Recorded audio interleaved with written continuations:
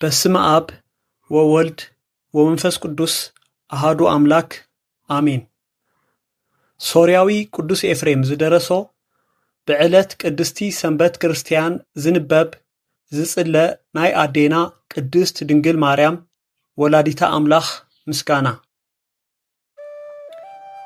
ኦ ካብ ኩለን አንስቲ ብርኽቲ ዝኮንኪ ማርያም ፍቅርቲ ተሰመኺ ንስኺ እታ ቅድስተ ቅዱሳን እትበሃል ካልእቲ ቀመር ኢኺ ኣብ ውሽጣ ኸዓ ብኢድ እግዚአብሔር ዝተጻሕፈ 10 ቃላት ናይ ኪዳን ዘለዋ ኣቀዲሙ ብየውጣ 10 ትእዛዛት ነገረና ንሳ ንመድሓኒና ኢየሱስ ክርስቶስ ቀዳመይቲ ስሙ እያ ብዘይ ምልዋጥ ካባኺ ሰብ ዝኾነ ኢየሱስ ክርስቶስ ንሓድሽ ኪዳን መተዓረቂ ኾነ ንሱ ብምፍሳስ ቅዱስ ደሙ ንምእመናን አንጽሂዎም ንኣሕዛብ እውን ቀዲስዎም እዩ ቅድስት ድንግል ለምንልና ኦ አዴና ንጽህቲ ወላዲት አምላኽ ምእንትዚ ኩልና ንዕብየኪ ነኽብረኪ ኣለና ኩሉ ግዜ ካብቲ ፈታዊ ሰብ ወድኺ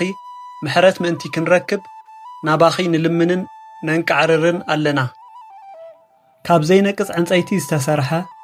ኩለንተንኡ ብወርቂ ዝተለበጠ ታቦት ንቃል እግዚአብሔር ይመስል ንሱ ብዘይ ምፍላይ ብዘይ ምልዋጥን ሰብ ዝኾነ ጥፍኣት ዘይብሉ ንጹህ መለኮት ምስ አብ መዓርነት ዘለዎ እዩ ብኡኡ ንንጽህቲ ድንግል አብሰራ ብቅዱስ ኪነ ጥበቡ ብዘይ ዘርኢ ሰብኣይ ከማና ሰብ ኮነ መለኮቱ አዋሂዱ ብዘይ ርኽሰት ካባኺ ሰብ ኮይኑ እዩ ቅድስት ድንግል ለምንልና ብትእዛዝ እግዚአብሔር ዝተሳአሉ ኪሩቤል ዝጋርዱኺ መቅደስ ኢኺ ኦ ንጽህቲ ቃል ካባኺ ብዘይ ምልዋጥ ሰብ ዝኾነ ሓጢአትናን አበሳናን ዝድምስሰልና ኮይኑ ቅድስት ድንግል ለምንልና ኣብ ውሽጣ ሕቡእ ሕብስቲ ዘለዋ ንጽህቲ መሰብ ወርቂ ንስኺ ኢኺ ንሱ ድማ ንኹሉ ዓለም ህይወት ዝህብ ካብ ሰማያት ዝወረደ ሕብስቲ እዩ ቅድስት ድንግል ለምንልና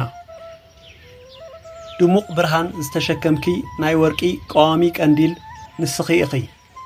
ንሱ ኸዓ ኩሉ ግዜ ንዓለም መብራህቲ እዩ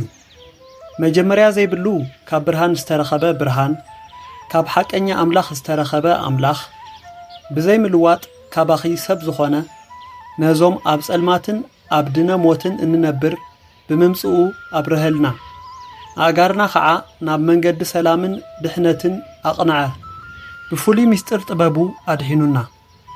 ቅድስት ድንግል ለምንልና ስሕሚ ሓዊ ዝተሸከምኪ ብሩኽ ኣሮን ካብ መቕደስ ዝወስዳ ናይ ወርቂ ማዕጠንቲ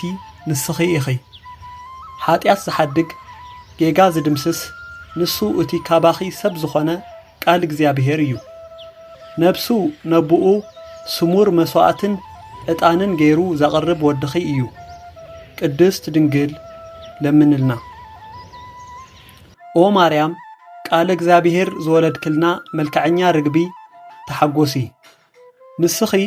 እታ ካብ ሱር እሴይ ዝበቖለት ጥዑም መዓዛ ዘለዋ ዕምበባ ኢኺ ቅድስት ድንግል ለምንልና ከይተኸልዋን ማይ ከየስተይዋን ዝለምለመት በትሪ አሮን ነበረት ኦ ወላዲተ ክርስቶስ ሓቀኛ አምላኽና ንስኺ እውን ከምኣ ኢኺ ንሱ እቲ ዝወለድክዮ ብዘይ ዘርኢ መጺኡ ኣድሓነና ቅድስት ድንግል ለምንልና ኦ ምልእተ ጸጋ ሓለፋ ኩሎም ቅዱሳን ንስኺ ክትልምንልና ይግበአኪ እዩ ምኽንያቱ ንስኺ ካብ ሊቃነ ጳጳሳት ተዓቢ ካብ ነቢያት እውን ኣጸቢቕኺ ትኸብሪ ኢኺ ካብ ግርማ ሱራፌልን ኪሩቤልን ዝበልጽ ተፈታዊ ግርማ ሞገስ እውን ኣለኪ ንስኺ ናይ ብሓቂ ትምክሕቲ ወገንና ኢኺ ንነፍስና እውን ህይወት እትልምኒ ኢኺ ናብ ጎይታናን መድሓኒናን ኢየሱስ ክርስቶስ ለምንልና ብቐንዕቲ ሃይማኖት ኣብ እምነቱ ከጽንዓና ይቕሬታኡን ምሕረቱን ክህበናን ብበዝሒ ምሕረቱ ሓጢአትና ክሓድገልና ቅድስት ድንግል ለምንልና